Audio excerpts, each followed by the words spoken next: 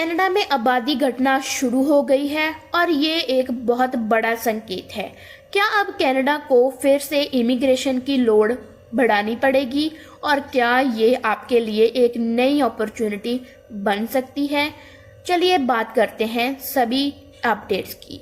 नमस्कार दोस्तों, आप देख रहे हैं फ्यूजन स्ट्रीट, जहां आपको मिलती है कनाडा इमिग्रेशन की सबसे रियल, क्लियर और प्रैक्टिकल अपडेट्स।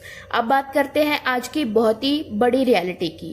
कनाडा में सालों तक पॉपुलेशन तेजी से बढ़ती रही, लेकिन अब लेट 2025 से पॉपुलेशन घटनी शुरू हो गई है। ये क्यों हुआ? ये इसलिए हुआ क्योंकि सरकार ने इमिग्रेशन कर्स लगाए। मकसद था हाउसिंग प्रेशर कम करना, लेकिन ग्रोथ स्लो होने की वजह से पूरी इकोनॉमी पर ही असर पड़ना शुरू हो गया। कनाडा में पॉपुलेशन ग्रोथ रुक गई है, नॉन परमानेंट रेजिडेंट्स की संख्या घट गई है और सबसे बड़ी बात, अब डेथ ज़्यादा हो रही हैं और बर्थ कम हो रहे हैं। मतलब नेचुरल ग्रोथ भी नेगेटिव हो गई है।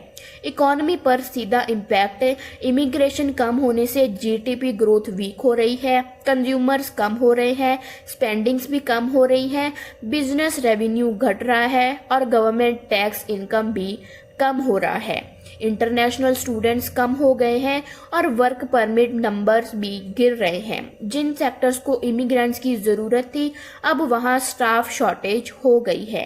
कनाडा में फर्टिलिटी रेट बहुत लो है और पॉपुलेशन रेट भी तेजी से कम हो रहा है।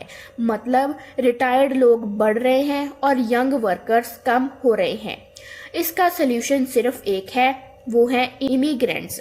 अब ज़्यादा से ज़्यादा यंग वर्कर्स को दूसरे देशों से बुलाना ही एक बहुत बड़ा सल्यूशन माना जा रहा है। इस पॉपुलेशन डिक्रीज को रोकने के लिए कनाडा सरकार को दूसरे देशों से लोगों को बुलाना ही पड़ेगा। मतलब आपके लिए ये एक सुनहरी मौका है कनाडा जाने का। तो दोस्तों, ये थी कनाडा की करंट सिचुएशन की पूरी रियलिटी, जो साफ दिखाती है कि फ्यूचर में इमिग्रेशन फिर बढ़ सकती है। अगर आप कनाडा जाने की प्लानिंग कर रहे हैं तो ये समय है स्ट्रेटेजी से मूव करने का।